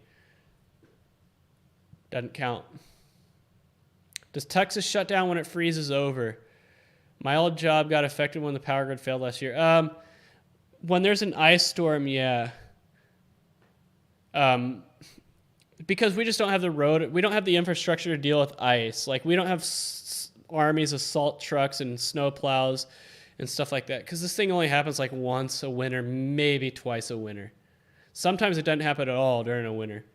So it's pretty rare. So yeah, everything pretty much shuts down. Like, everything will be shut down tomorrow, but Friday things will start opening back up. Like, I fully plan to go to the gym on Friday. I fully plan to go out and run Friday. And then Saturday I'm going to leave and go to Amarillo. And then Sunday I'll drive from Amarillo to Denver. I'm not going to stay overnight in the Vail area on Sunday night just because the hotels are so expensive there. I'll just stay in Denver and drive in the morning. Like, I got 3 nights. I got a hotel for 3 nights in the Vail Beaver Creek area. That's all I'm going to do. And then on Thursday, after I'm done skiing, I will drive to Colorado Springs. And then the next day, I'll drive to New Mexico and then Lubbock. I should identify as a threat. Yeah. A high school in Michigan made a litter box for people that identify as cat. Yeah, I did see that. Like, people are losing their minds, man. Losing their absolute minds. Screw baseball. Like, I'm a baseball fan. It's my favorite professional sport, but I just don't think a lockout and a strike is not going to look favorably on them. It's not. And they need to figure out something quick because they've made a lot of inroads over the past, I would say, 5 to 10 years. They've done a good job at expanding the reach and appeal of baseball, but everything that they've achieved in that time frame will go down the drain if they don't figure it out. Any advice for studying for data science interviews? Unfortunately, they aren't as standardized as software engineering ones, which I do all right in. My advice on data science interviews is if they make you do any kind of take-home project, refuse. Do not do take-home projects. Do not. Refuse. Like the current job I have, I didn't have to do one. But I probably did half a dozen take-home interviews during my recruitment last year. I didn't get an offer from any of them. So I wasted all this time basically doing free work for these companies. So out of principle, don't do them. Refuse. If they want you bad enough, they will. Because it was funny. It was funny. At the end of my recruitment last July, I was there's one company that I made it pretty far with, and then the last thing they wanted me to do was like some presentation or something like that. They wanted me to put together a 45-minute presentation. And I said, no, I'm not going to do that. And then they're like, okay, never mind, you don't have to do it. See? I stood up to them and said, no, put my foot down. I was far along in the process, and they told me an offer would probably be imminent, right? We were starting to discuss salary and everything, and I said, no, I put my foot down. And they said, okay, never mind. But even the mere notion of making me do something like that is a major reason why I didn't pick them, because they did come in with an offer, but I picked, and it was higher than the job offer I accepted that I work for right now. It was higher, $10,000 a year more. But I wanted to reward my current company for not making me do any of that bull crap. Technical interviews, same thing. Like, I don't mind very, very basic technical interviews, like that show a basic level of competency, but anything that's like more than 5 questions, I would boycott that as well. I did there's one company that reached out to me, by the way. They reached out to me. Nielsen, yes. And if there's anybody who knows Nielsen, it's me, because I worked in primary research and audience measurement in TV for damn near 10 years. So if there's anyone who knows Nielsen, it's me, considering I worked with the Nielsen products very closely every day for God knows for how long. They reached out to me when they found out I was on the job market. They reached out to me, and I had a couple interviews with them that went well, and then they make me do a 90-minute technical interview. 90-minute technical interview about Python. And it was weird. It was 3 sections. And the first section was a joke. It was demeaning, because it was like basic Python 101 stuff that you would learn in like the first week of any Python class. Like, how do you create a list? Or how do you sort a pandas data frame? Like, very basic stuff. It was insulting.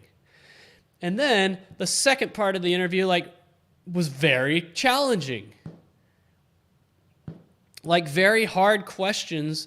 And I remember, I was doing the interview, and it was a Zoom interview, and there's all these people watching me do it, and watching their facial expressions made me very mad, because they were you could tell they were wanting to make fun of me and stuff because I was struggling on, but they were very hard technical interview questions.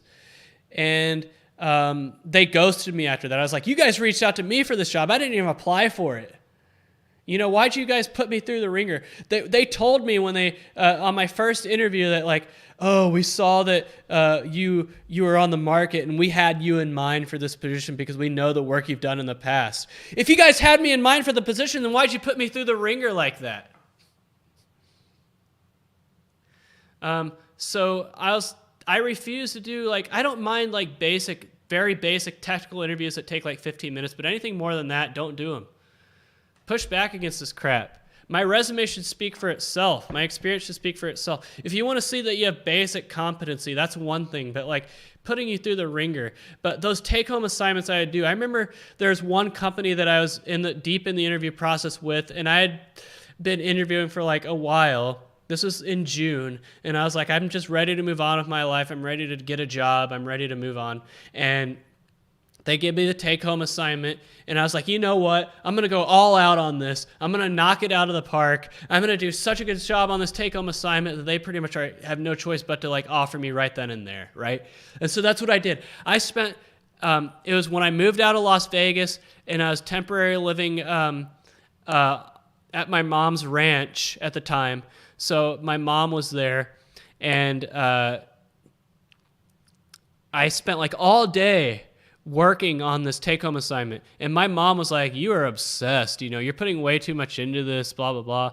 And I'm like, I know, but if I just knock this out of the park, they'll have no choice but to offer me this, and I'll finally have a job, and I'll be able to move on with my life. And so that's what I did. I left no stone unturned. I put together this awesome project. And so then I go and present it. And it was 4 ladies on the call. No guys, 4 ladies. One of them was the lady I'd been interviewing with the entire time, and then 3 other people with this company. And I'll never forget their reaction. They were just arms crossed, shaking their heads, and they're like, this is too good. This is just clearly too much. We just feel that if you're gonna put so much effort into this that you're too overqualified for this job, and you'll just get bored of the role very quickly and quit and move to another job and just leave us in the dust. That was their reaction. Yeah. And I got ghosted after that. So don't do take-home assignments, because it's damned if you do, damned if you don't. Because I had the opposite thing happen to me the month before. I did a take-home assignment, and they didn't think it was good enough. I was like, I thought it was fine, like, what are you guys expecting? And they're like, well, one of the criticisms they gave me that it like wasn't visually appealing enough. And I'm like, oh, I'm sorry. I didn't know I was applying for a graphic design job. Oh, you want me to like make it look all infographic-y and pretty and everything? I just did what the instructions said. The instructions didn't say, but anyway, like, damned if you do, damned if you don't. Don't do take-home assignments. Don't do overly long. Hey, I'm blocking this number. If you're calling me from Oklahoma, I'm blocking this number. I'm tired of it. But, yeah, don't do long technical interviews. Don't do take-home assignments. I hope I answered your question for Farzan Hassami. How do I feel about Tom Brady's retirement? I thought he had another year in him, but this was it was a shame what happened against the Rams. It was. I was rooting for him. I was rooting for Tom Brady. I like him. Their defense just let him down. He did his part at the end. So technically he went out on a high note. If I like the outdoors, it's a great state, but its politics and policies are insane. Are you talking about Michigan?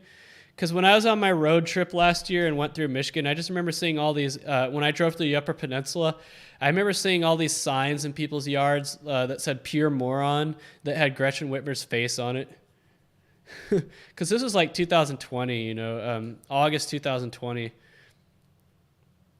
But apparently she's done like a complete 180 on all her COVID policies because, she's going to lose the governor's race. Yeah, 20 hours on a project. I think it's called, there's a term for it, like bear, like an animal. I forgot what the term is called, but it's basically where they assign you a take-home project or a presentation, not to gauge your skills in an interview, but to so you do free work for them. And so they'll steal your ideas in a presentation or steal the work that you did and then ghost you. They're just looking for free labor. But there's a term for it. I forgot what it's called. Like bear hugging or bear clawing. I forgot. I know it's an animal. Yeah, like my company is interviewing right now, and I thought the reason I picked the company I work for right now is because I thought their interview process was great. It was transparent. It was fair. They didn't make me do technical interviews or take-home assignments. They just had conversations with me. That's why I picked them, even though other offers out there that would have paid more. I'm kind of glad. There's one company that, like when I got my offer for my current job, I actually told them, hey, I appreciate the offer. There's just a couple other companies I'm interviewing for right now that I'd like to see them all the way through, and they understood. So I got on the phone with these two companies the next day. One of them wanted me to do a take-home assignment, so I eliminated them right there. I said, I have an offer on the table from a company that did not make me do a take-home assignment, and so therefore I'm not going to proceed further with this one. And then the other one said I would have had to be vaccinated to start employment. And I said, nope, I'm out. And so it made the process easy.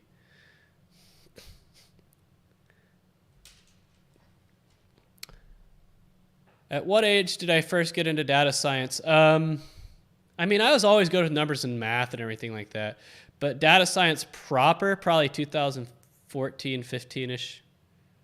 Because that's when I started to do serious work in the TV industry in terms of primary research, audience measurement, that type of stuff, and I needed the skill set. Software engineering would be just as bad if it weren't as standardized as data science. Imagine 5 rounds of technical interviews just for an internship. Yeah, screw all that, man. Like, I understand why technical interviews exist, but I've seen people that suck at technical interviews be very good employees, and then there's guys that are very good at technical interviews that suck as employees. I just feel like there gets to a point where your resume should speak for itself. How are you doing, human CS? Yep. That's the thing. When I was interviewing with Nielsen, I remember the people I was interviewing with didn't even have, some of them didn't even have like computer science or data science backgrounds. Oh yeah, the whole Upper Peninsula was just full of people that were like over COVID and the masks and all that. Am I a fan of sabermetrics? What do I think about it? I mean, you think I would be a fan of sabermetrics, and I do like statistics and everything, but I don't like how it's basically making decisions for managers these days. I'm not a big fan of the whole analytically driven coaches and managers. I'm not. I feel like there's too much of a human element in baseball, football, whatever sport. Too much of a human element. You can't let analytics drive the ship entirely. Where did I go on the Upper Peninsula? I went to Mackinac Island, Mackinac City. I mean, I drove through the whole thing. I drove in from Wisconsin. It was definitely my favorite part of the trip, though. The Upper Peninsula of Michigan and Mackinac City and all that. I had a blast. I have a video about it if you want to look it up on my YouTube. I enjoyed the Mackinac Island. I like how there's no cars there, and the fudge shops. But it took forever to get back to Mackinac City because the line to get on the ferry going back was so long. And then we get on the ferry, I'm sitting at the top, and it starts to get windy. And then we hit a huge wave, and I got soaked. And it was cold. I mean, it was in August, but it was in the 50s, and it was windy. So I was like freezing my rear end off after that wave hit us on the ferry. But and I remember the food wasn't great, but I don't blame them just because, by the time I got off the ferry and changed clothes and everything at my hotel room, a lot of places were closed. Yep, that was my road trip last year. Maybe one day I'll go back when they don't have all the COVID garbage going on. But I didn't wear a mask or anything like that at Mackinac Island, and no one seemed to care. Like I said, it just feels like doing that road trip last year in 2020. There's so many places that were like already over the masks and COVID. That's why I got so mad when I went to that Skyline Chili in Cleveland. If you guys saw that part of the series when I was in Cleveland and I went to Skyline and the worker at the Skyline Chili is getting on to me because I wasn't following the arrows on the floor. You know how all these stores put like go this way and go that way, like for social distance, and I didn't even see the arrows, to be honest with you, because I don't pay attention to stupid stuff. Okay, so she started yelling at me for not following the directions of the arrows on the floor, and I just turned around and looked at her and like just kept going, and she was like, "Sir, sir," and then I just left. Yeah, screw all that. Like I don't obey stupid mandates and directions. Like if I think something's stupid, I'm not going to obey it. The only time I've worn a mask in the past year was getting on airplanes. That's the only time. I don't wear a mask in the airport terminal. Like I will wait till the very last moment to put on the mask in the plane. But what I did on the plane when I flew to Salt Lake City back in Christmas is I just had a bottle of water and I had a bag of popcorn, and I just nursed that thing. I didn't put my mask on. And then when the flight on the way back from Salt Lake City was kind of empty, and I had a window seat with really no one around me, so I just, had my head up against the window and no mask on, and the flight attendants didn't say anything. So even when I was here back in Las Vegas and all the stores still had their mask mandates, I didn't obey it. I went into Walmart, Target, stuff all the time. No one ever said anything to me. Every now and then you'd have some random Karen say something to me, but I would just ignore them. Do I like Skyline? It's okay. The only reason I went when I was in Cleveland was for the purpose of the vlog I was doing, just to tell people about it. Because I lived in Louisville, Kentucky, and they had them everywhere, and they're okay. I mean, honestly, I think it's a lot more affordable just to make chili dogs yourself. Like, you can go to the store and buy a pack of buns, hot dogs, can of chili, and some cheese, and make like a dozen of them. And I think, what's it called? The spaghetti with the chili in it. It's called like I forgot what they call it, but I'm not a big fan of that. It's weird. I think I told this story on the vlog when I was in Cleveland, but when I lived in Louisville and I worked at the TV station and we had a chili cook-off on air one day, I didn't know at the time that's what chili was in Louisville. I was the only person who brought chili that didn't have noodles in it. Everybody else had noodles in their chili, and so all the judges didn't know what my chili. I made Texas-style chili. That's what I made. And all the judges were like, "What the hell is this?" And of course I didn't win a prize. The people who won their prizes had noodles in theirs. But hey, I guess that's what the chili is in that part of the country. Like, I've made my Texas-style chili and chili cook-offs before, and it's won prizes. Oh, yeah, I saw a lot of signs for smoked fish in the Upper Peninsula. A lot of license plates and bumper stickers that reference the part that they live there, too. Man, you live in Washington, D.C., that must suck. I will never get vaccinated. Never. I will quit my job. I will... And I don't mean to turn the stream into an anti-vaccine, but my sister can't get it. I hope she don't get mad that I'm airing her health information, but my sister has a heart condition. She can't get it. But I will never... What's the point? I had COVID a couple weeks ago. And I got it Friday. I got it on Friday the 21st. So I got COVID on Friday the 21st. I had a headache and a fever for that Friday. And then the next day, Saturday the 22nd, I felt fine and I went and ran 12 miles. So if I can run 12 miles the day after testing positive for COVID, I think I'm pretty low risk and the vaccine provides zero benefit to me whatsoever. Because they've already came out and admitted that the vaccines don't stop spread or transmission. So what's the point of me getting it then? If it was that mild for me, it was my second time to get it, by the way. Both times has been completely mild. The first time I got it, I didn't really have any symptoms at all. And the second time I got it a couple weeks ago, I was able to run 12 miles the next day. So obviously... there is zero benefit whatsoever in me getting it. What benefit is there? People say, oh, you won't spread it. What good is that doing right now? They've already came out and shifted the goalposts and saying that it's not supposed to stop the spread. So they say it just reduces symptoms. But how can my symptoms possibly be reduced? They've been so weak. I've had sinus infections that were 1,000 times worse. When I got swine flu... I got swine flu in 2009. That sucked. That was 5 days of being miserable. But getting COVID a couple weeks ago is nothing. Nothing. So what benefit is there for me to get it? They say it's just, it just reduces symptoms. Okay, I didn't get really any symptoms to begin with, so...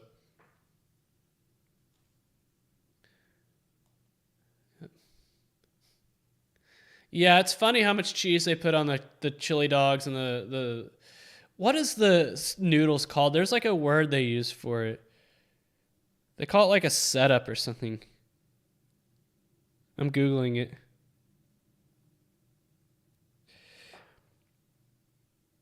They call it a three-way. Yeah. With the noodles. But yeah, they do put a lot of cheese on there, but the hot dogs are small. They're small. But Skyline Chili, it's just one of those, it's a source of pride for people that live in that part of the country, just like Whataburger is here in Texas. I went to Whataburger yesterday, by the way, and I got, I did a video where I ate 6 sandwiches. I didn't do that yesterday. I had five. But that's because I wanted to eat some ice cream afterwards. So they came out with a Bluebell flavor cookies and cream cone, which is amazing. I've already eaten an entire half gallon of it in 2 sittings. I ate half of the half gallon and then the other half the next day. And I bought another one. It's called cookies and cream cone. And it's they're cookies and cream ice cream with dark chocolate coated cone pieces in it and dark chocolate coated cream. I don't know. It's so good though. How do I like my hot dogs, grilled or steamed? I mean, I won't steam them. I'll microwave them. But no, I'll put them on my George Foreman. I don't make hot dogs very often. The last time I made hot dogs was you guys saw on the stream, the opening night of college football back in September or August or whenever that was. And I made my chili dogs, and I think I just put them on the George Foreman, to be honest with you. No, wait, I baked them. Yeah, I bake them. So I didn't even put them on the George Foreman. I just put them in the oven. My baked chili dogs. Should I be in Major League Eating? It's tough, man. Yeah, I had 5 Whataburger sandwiches yesterday, but my record is 6, which I've done a video on. I don't know. I have a food challenge named after me at a restaurant. I hate that. I hate when I go to a restaurant and I order a lot of food and the waitress or waiter or person taking my order will be like, "Are you sure?" And I'm like, "Did I stutter? Of course I'm sure. Just give me my order." Like there's this place I went to down the street over on West 7th Street called the Cook Shack that serves hot chicken. And honestly, it was not that good. I mean, here's the deal with hot chicken. Nashville hot chicken places are popping up everywhere.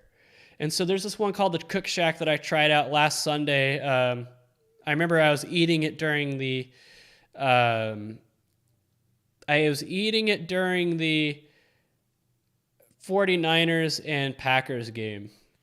But yeah, Cook Shack. And it got really good reviews on Yelp and Google, hot chicken. But the thing with hot chicken is that to actually make it good, you have to put enough of the hot on it. Like I've made hot chicken myself. Like I'll make it myself sometimes. And how you make hot chicken is that you usually just make it like regular fried chicken, but the difference is you make this hot oil that you brush onto the chicken afterwards. It's like an oil. And a lot of these places just don't put enough of the hot oil on the chicken, so you can't really, it doesn't have a lot of flavor to it. Because the hot oil is you take the oil that you use to fry the chicken, and then you mix in a lot of cayenne pepper and salt, smoked paprika, like stuff like that, and you make like a hot oil that you brush onto the chicken. And that was the problem with the Cook Shack, is that they didn't have enough of the hot oil on the chicken. So honestly, it didn't really even. I got the second hottest heat level. It just didn't have a lot of flavor. It didn't, or heat, and I was kind of disappointed. But the best hot chicken places put a lot of oil. And so the reason I say that is because there's a hot chicken place up in North Richland Hills that and the Cook Shack did this too, but I ordered like 3 different things off the menu, and they're like, "Oh, that's a lot of food." I'm like, just fill my order. Don't friggin' judge me. It's like when I go to Chili's and get the 2 for $25 by myself, they don't give me any lip. They don't like say, "Are you sure?" They just take my order. That's what it should be like at these places. But all these places, because I don't eat like that every day. And I filmed a video and I haven't edited it yet, but I explained how I'm able to eat as much as I do without getting fat. But I only do it like 2 or 3 times a week. And the other 5 days of the week, like I fast twice a week. Like there'll be 2 days a week I don't eat anything at all. And then the 2 or 3 days a week I'll eat low carb. So that was today. I had some steak with some mushrooms. Very low carb. And then 2 or 3 days a week, I'll do something like yesterday where I ate 5 sandwiches at Whataburger. I'll go to the hot chicken place and get like a ton of food. Like I don't do that all the time. So don't judge me. Don't judge me. If I want to order $50 worth of food at your establishment, just let me do it. Don't like preemptively say, I hate when they preemptively bring out to-go boxes, for example. Like there's this place I went to called Mighty Chick, another hot chicken place. And I didn't really even order that much. I ordered 5 chicken tenders and some cheese fries and a chicken sandwich, right? And I remember the waiter was like, "Oh, it's going to be way too much." And he brought out a to-go box with the food. And I ate it all. And his mind was blown. Like, how did you eat all that? And it really wasn't that much. And then I went to Waffle House a few weeks ago in Arkansas when I was driving back from my little road trip. And I ordered 2 all-star specials at that Waffle House. And I remember the waitress was like, "Oh, there's no way you're going to be able to eat all that." And I could have eaten 4, which I've done before. I've done a all-star special challenge before. I've eaten 5 all-star specials at Waffle House before. They're only 1,000 calories each. I can eat 5,000 calories easy. But anyway. What programs and languages do I use most in my line of work? At my current job is Python, but R is what I use personally. Do I know who Desmond Bain is? Of course I know who that is. Would I give Joey Chestnut a run for his money? I doubt it. Am I doing college basketball this season? No, I haven't placed a bet on sports since April, guys. I haven't even touched any models or anything like that in the past. It's been a while since I've touched any kind of sports betting model. Like, you saw me abandon my football one. But, I just, too much going on in my life, guys. I just don't have the free time, I guess. Yep, my analysis on dating apps. Has anybody watched those videos? Like, I haven't even looked at the comments or the views or any of the analytics on the dating video, the censorship video, or the vlog. I haven't looked, to be honest with you. I haven't looked at any of the comments. Has anyone even been watching them? But I had a lot of fun doing the online dating video because, I'm not saying I'm like a Chad that should totally be slaying on these apps, but I just feel like the results I do get are lousy, and which is weird because I do all right in real life. I have no problem approaching and stuff in real life, and so like I get nothing on these apps, and I'm like, okay, there's got to be a reason. So I did some deep dives, and it's because women's standards are just way too high on those apps, especially if you're even remotely attractive. Like, just it's like they're looking for their Prince Charming on these apps, and nothing but absolute perfection. And it's true. I have a lot of female friends, let's put it that way, that are on those apps, and they flat out tell me that they're like only on there to browse, and they're only on there to like, and it makes sense. I totally understand. Like I said in the video, they already they can meet normal guys like me in their real life. They're on these apps to find someone above and beyond that they don't come across every day in their real life. And I've had them tell me that straight up. I'm only looking for like an absolute stud, Prince Charming. Otherwise, I'll just go with a guy I know in real life. But I held back on that video. I did. I could go into a lot more red pill, so to speak, detail.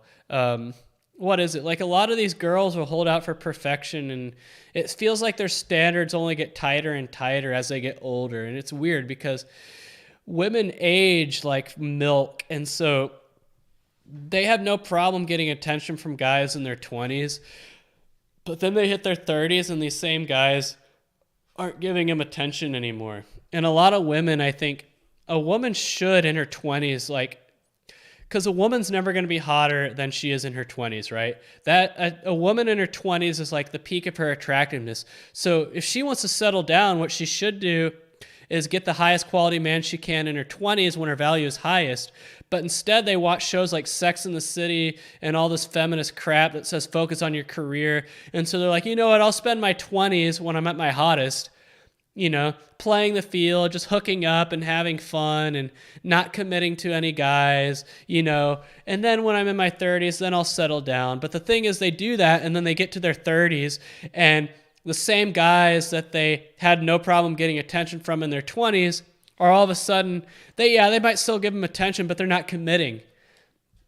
And so they're like, how come these guys that gave me all the attention in my 20s won't commit to me in my 30s? It's because those same guys who gave you all the attention in your 20s are still doing just that. They're giving their attention to girls in their 20s, right? They're still doing that because high-value men can do that. So they become bitter. They're like, I hate men because they won't commit to me. They would have gladly committed to you in your 20s, but you didn't want to commit in your 20s. You just wanted to have fun and focus on your career. And you're like, oh, I'll just wait till my 30s to commit. And then when these women are ready to commit in their 30s, they find that the high-quality men won't commit to them, and they get bitter. It's crazy how many girls that I went to high school with that are now in their 30s will all of a sudden randomly message me on Instagram, right?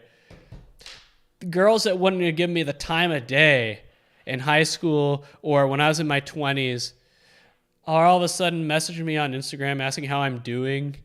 I'm not interested in you. Why didn't you randomly hit me up on Instagram when you were in your 20s? Why didn't you give me the time of day in high school? Now you're giving me the time of day because you're in your 30s. You don't get the same attention from men that you got when you're in your 20s, and you're trying to find someone to commit that will commit to you, and so you're going down the list. I'm not falling for that.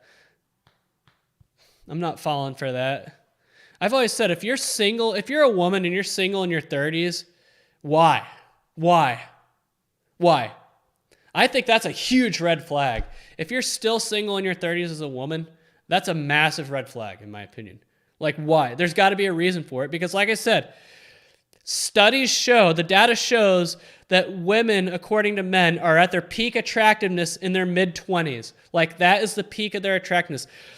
Like, they interviewed men of every age of when they find a woman they're most attractive. And every single age, it didn't matter if the man was 18, 30, 40, 50, 60, 70. The average age of every respondent that was 22, right? Or 23. So basically, men find women most attractive at the age of 22, 23. That is when a woman should be trying to find a man to commit to, because they will never have higher value than at the age of 22 or 23. But instead, they're lied to by these feminists that say, oh, you'll be able to gladly find a man to commit to you in your 30s. They watch things like Sex and the City, where Carrie Bradshaw goes around sleeping with guys all over New York City, and then when she hits 40, she has Mr. Big to run into the arms to. I'm sorry, it doesn't work that way. It does not work that way. Sex in the City is not real life. That's not how it works. How it really works is that guys like Mr. Big will continue to go after 20-year-olds, so when you hit your 30s, Mr. Big's not going to be interested in you anymore. That's how it works in reality. Mr. Big will continue to go after 20-year-olds because he can. You're being lied to. The women are being lied to. They're saying, oh, focus on your career in your 20s. You'll find plenty of men willing to commit to you in your 30s. It doesn't work that way. Because the high-value men that they're expecting to commit to them in their 30s aren't going to commit. They're just going to keep going after 20-year-olds. But anyway, so if a woman's still single in her 30s, like, why? Why didn't you cash out at your peak attractiveness in your mid-20s? Why didn't you find a man? I'm sure you had plenty of men that would gladly have committed to you in your mid-20s, but you didn't. Why? Why? Major red flag. Is it raining hard in Fort Worth tonight? I think it's turned to sleet now. Who is the greatest athlete to ever attend TCU? Athlete? Like, in terms of athleticism, I would say Kurt Thomas. LT was a pretty freak athlete, too. Yeah, Sex and the City is such a trash show, and it's really ruined a lot of women's lives because they think it's reality, that they can just live the single life, the single hookup life, the single party girl lifestyle, and they're in 20s and 30s, and whenever they're ready to settle down, that there'll be dozens of men that will gladly take them. That's not how it works. I think Sex and the City is really responsible for a lot of societal decay. Yep. What's my take on sports PED from a betting perspective? I don't know. I don't know if you can really measure that.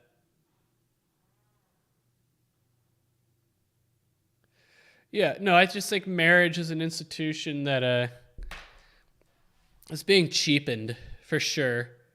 But it's good for marriage is good for society, though. I feel like you need marriage in any functioning society. It's just been bastardized. Do I watch Aaron Carey? He is in line with you. I don't know who that is, Aaron Carey. I'm just speaking from personal experience. Personal experience. Like, a man's peak attractiveness is his mid-30s. That's when women find men at their most attractive, is a man's mid-30s. So I always tell men that are in their 20s, like, just be patient. Just be patient. But yeah, I could, like I said, I could go off on the subject. And I'm sure a lot of people will call me like an incel and stuff like that. I don't care. I'm just speaking the truth. But yeah. Let's see, it's 9:18. I don't know. I'm watching the viewership drop a little bit. I'm wondering how long I should keep going for. But yeah, the weather right now, I mean, when I looked out the window, it definitely looked icy out there. Let's see what my phone says. It's 31 degrees and it says wintry mix at the moment. So yeah, it's definitely wintry out there. It's going to get cold overnight. Once you find a girl you have chemistry with, you want to settle down and start a family. Yeah, I agree. But it's hard to find chemistry with available girls these days because, like I said, too many girls ruin themselves in their 20s, and why would anyone want to commit to that? Like, I refuse to date single moms. I will never do that. And I hate when I go to church and they're like, men need to man up and marry single moms and step up. No, I'm not going to do that. No. I don't care what the pastor says or what any church says about how men need to man up and commit to single moms. I am not going to raise another man's kid. I'm not going to raise a kid who's not mine. I'm not going to do that. There's probably a lot of other men who will gladly do that, and they can knock themselves out. It ain't going to be me. And I'm sorry, I'm not going to date a girl who used to be a big party girl. You know? She probably has a high body count and has probably seen a lot of, probably had a lot of sexual partners in her life. And data and science shows that the more partners a woman has had sexually, the harder it will be for her to ever bond with you. And tattoos. If a woman's decked out in tattoos, that's not attractive at all. I'm not going to commit to a girl that has tattoos. Shows bad long-term decision making, and I don't want the mother of my kids to be a bad long-term decision maker. Do I miss living in Las Vegas at all? I mean, there's parts of it I do miss. I just feel like the city is a little bit more accessible. Like here in DFW, everything is so spread out that everything's so spread out here, which has its advantages. But I feel like just everything was very accessible in Las Vegas. But I don't miss the mask mandates. I don't miss the COVID hysteria. I don't miss Sisolak.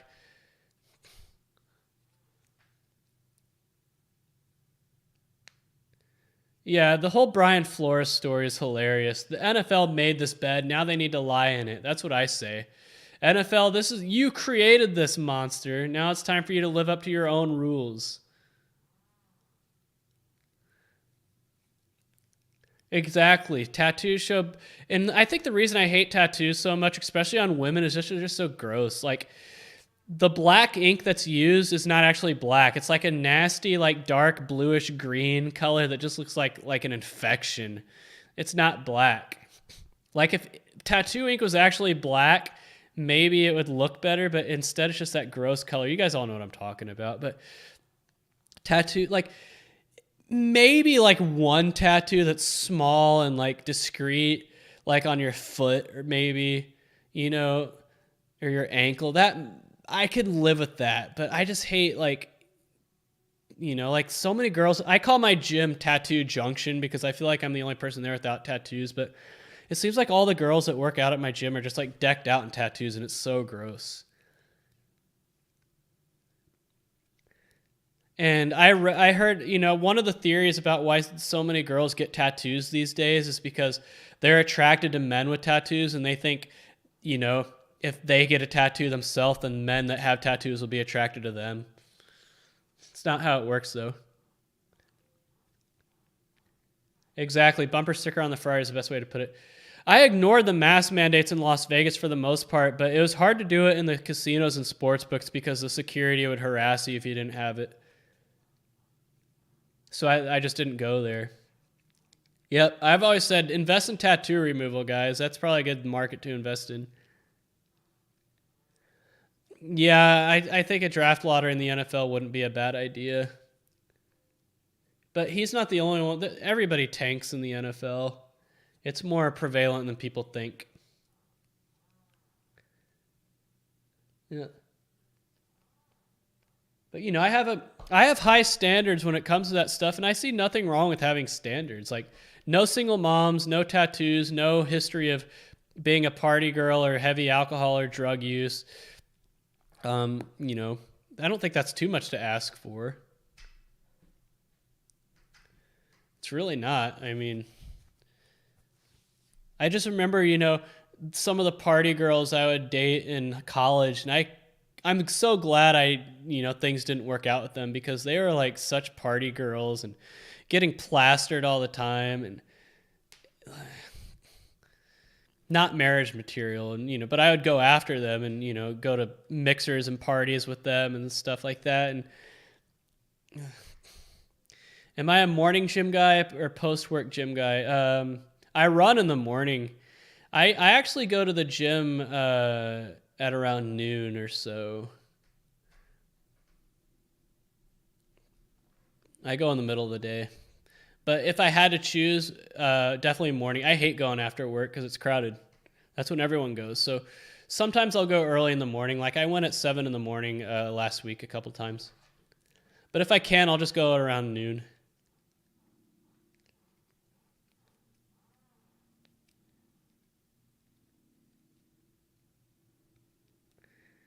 Yep. But yeah, I'll stay on for about 6 more minutes. I'll end at 9:30. Keep this to a 2-hour stream. Yeah, the NFL does need to have a lottery. I agree. Although there's, NFL draft picks are a lot less of a, like a draft pick in the NBA can make or break your team. It really can, especially when there's like a generational talent, like a LeBron James. But it makes sense why they have a lottery. It's a little less of a sure thing in football because there's a lot of busts. I honestly thought Joe Burrow was going to be a bust, and he hasn't been like awesome yet. Like he's not been like a Pro Bowl caliber guy yet. But I was obviously getting into the Super Bowl, even though I don't think he's had a lot to do with it, is a,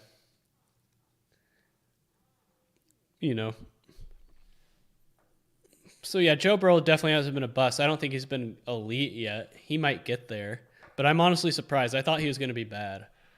So I was wrong there. But I usually have a pretty good track record of picking quarterbacks that are not going to be good. Like I knew Mitch Trubisky's was going to suck.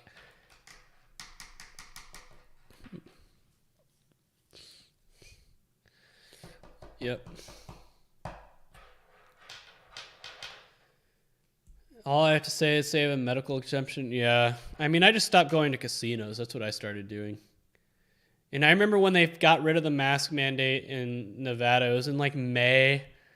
It was last May, and I remember going to Red Rock that day, and it was packed. I think everybody is ready for it.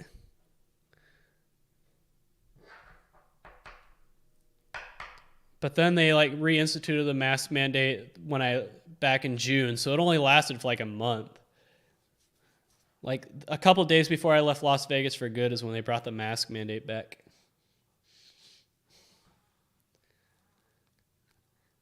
Yeah, it's weird being here in Texas. Like they don't do any of that stuff here. No mask mandates, nothing. Like you wouldn't even know that COVID was a thing if you were here. Like I've noticed a big uptick in mask wearing lately, but it's optional. It's not mandatory, but a lot of people are wearing masks out and about here in DFW, but it's their choice. If they want to do that, go ahead. Yeah, like I said, this is what I like the most is just sitting behind the microphone and talking about whatever. But I'm going to go for about 3 more minutes, and then I'm going to go lay on the couch under a blanket. Like, I have my heater going right now. It's actually kind of warm in here. That's why I'm wearing short sleeves. Watch some TV. But, yeah, it's definitely coming down out there. I'm going to look out the window one more time.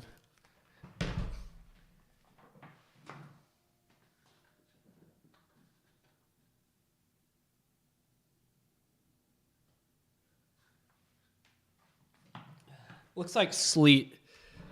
It's not snow. No, I don't think Joe Burrow's a Pro Bowler yet. I mean, he's been serviceable. Like, he hasn't really, like... He's been serviceable. I mean, their defense is the reason they made it to the Super Bowl.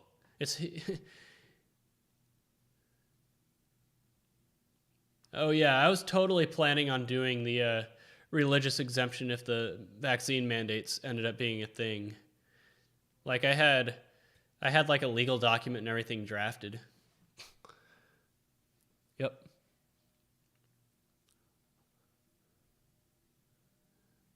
But no, I don't think Joe Burrow's a Pro Bowler yet. He's been serviceable. Like NFL is so much more than just a quarterback. Like think about all the times Drew Brees did his part for the Saints in the playoffs only for their defense to let him down, right?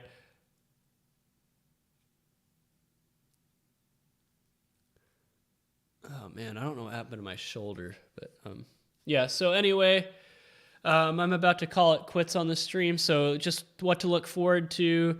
I'll have a video coming out tomorrow, model video tomorrow. I'm also having a Ukraine video coming out, and I'm going to try to get the Wager Talk video up. And then I'll be gone to Vail on Saturday, so I'll be gone all of next week. So no stream next week, by the way. I'll try to get some videos scheduled to come up while I'm gone, and I'll be back in 2 weeks. Wednesday the 16th will be the next stream. I appreciate everyone for tuning in. I really enjoy it. I enjoy doing this. I wish I could go longer, but eventually you just run out of things to talk about, and then you don't want to blow through all your material. We get snow here in Texas about once or twice a winter. Sometimes never. I'm in North Texas, though. Houston doesn't really get anything like that. But, yeah, I'm going to have to put some, like, Icy Hot or something on my shoulder. Honestly, I think I just napped. When I took a nap, I think I just slept on it the wrong way. But it's my left shoulder. Good thing I'm not going to the gym tomorrow and I'm not running. I'm off from physical activity tomorrow. All right, guys, that'll do it for tonight. Yeah, the Wager Talk video, hopefully you guys enjoyed. I kind of call them out like I did for Pick Dogs. All right, guys, I will see you guys in 2 Wednesdays from today, the 16th.